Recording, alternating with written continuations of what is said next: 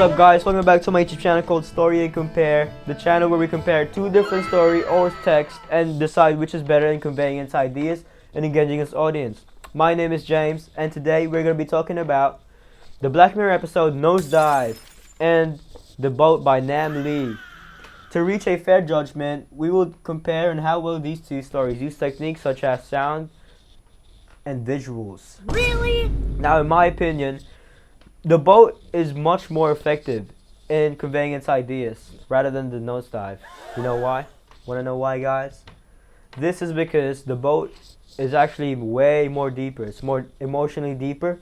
Shut up! And it fully immerses the audience in the refugee experience. But before I break that down, I will give a quick rundown on how well these two stories and how the world influenced them. Let's dive to The Boat instead. What? First, Nosedive. It is directed by Joe Wright. It is a part of an anthology series that shows how technology can reshape society and human behavior in dark, exaggerated ways. In this episode, everything is pastel colored, and every social interaction is rated from 1 to 5. In this story, we follow a girl named Lacey Pound, a rating-obsessed girl that aims to raise her rating to buy a luxurious home. As the story progresses, a series of unfortunate events gets thrown at Lacey, leading to her downfall, hence the name Nosedive. Isn't that smart, guys? Alright, that's enough yap about Nosedive, and let's dive into The Boat instead, or should I say board? Hell no! Let's talk about The Boat now.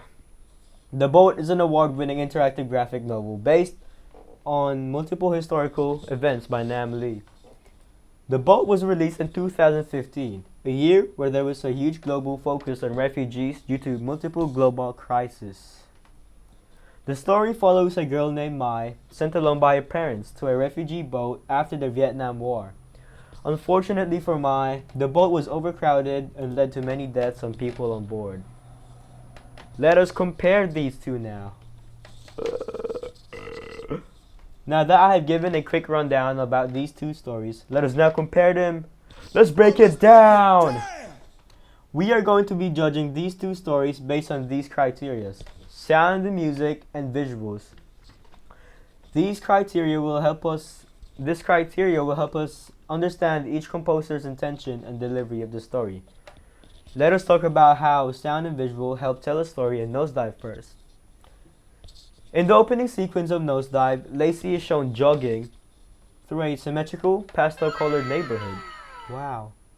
The opening sequence also includes a gentle piano tune along with birds chirping. Ooh. These features in the opening sequence create a world that looks perfect but feels unrealistic and fake, reflecting the performative nature of people in this world for the sake of rating. As the story progresses, the lighting becomes harsher and framing becomes tighter. This is done to directly capture Lacey's turmoil and social collapse. A scene that perfectly captures Lacey's turmoil is around 24 minutes and 40 seconds in the episode, a scene where Lacey and her brother are fighting. The use of lighting and silence helps build tension, highlighting her language, showing her true self. And the framing in this scene clearly shows Lacey's body language and facial expression of frustration. From here, it just started going downhill for Lacey, eventually losing everything.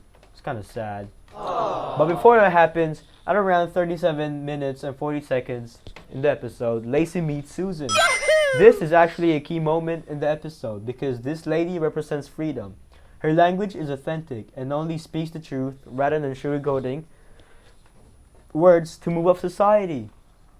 This exact moment is where Lacey begins to sort of detach from the digital world. Fast forward to the ending, guys. Lacey is in jail where everything is different. No more pastel colors, everything is gray, communicating that the artificial world is now stripped away. Kinda rhymes. Around an hour and 22 seconds in the ending, the camera flickers between Lacey and the man in the suit while swearing at each other. This framing clearly shows their face smiling whilst roasting each other. This communicates how free they are in this moment, not having to perform, just pure authenticity. What a great show, what an ending. Now let's talk about the visuals and sound in the boat. Let's go, guys.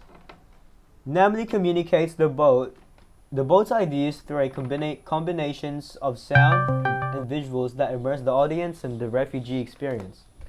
The boat's inkwash art style paired with lines that bleed with a black and white color palette communicate the uncertainty and dangers of the journey.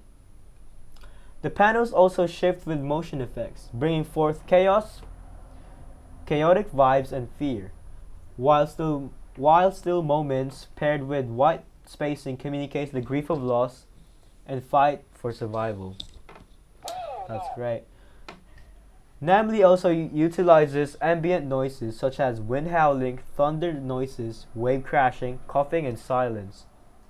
The sound transitions between loud sounds and quiet, communicating the road of emotions that these people in the boat experience.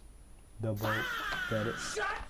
These techniques paired together further immerse the audience within the boat's suffocating conditions. Let us now talk about the important chapters that actually communicate using the techniques, visuals, and sounds, as we're talking about. The opening sequence of the boat, Chapter 1. It's called The Storm. It features violent ink strokes and shaking panels as you scroll down.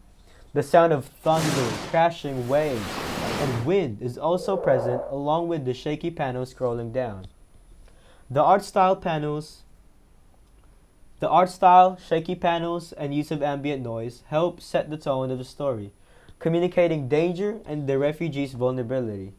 It also immerse the audience in the boat's unpredictable and dangerous nature. Skipping ahead to the ending, Chapter 6. The boy Churong had died. The art style becomes heavier. The ambient noises disappear. A still moment. White space then begins to appear, reflecting grief and Churong's life fading away. These visual and sound choice together help evoke something in the audience. It's not just part of the story, it's an experience made to immerse audience in the story.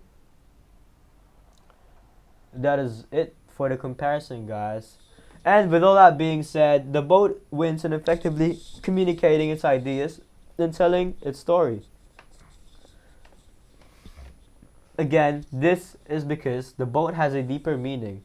Its emotional depth latches onto the audience. It forces the audience to confront refugee trauma using graphic imagery and multimodal techniques that directly immerses the audience in the refugee experience, challenging the audience's emotional and mental ability to directly confront the sad reality of the world. Anyways, that is all for today, guys, and I hope you guys enjoyed my very first podcast. See you guys next time. Peace.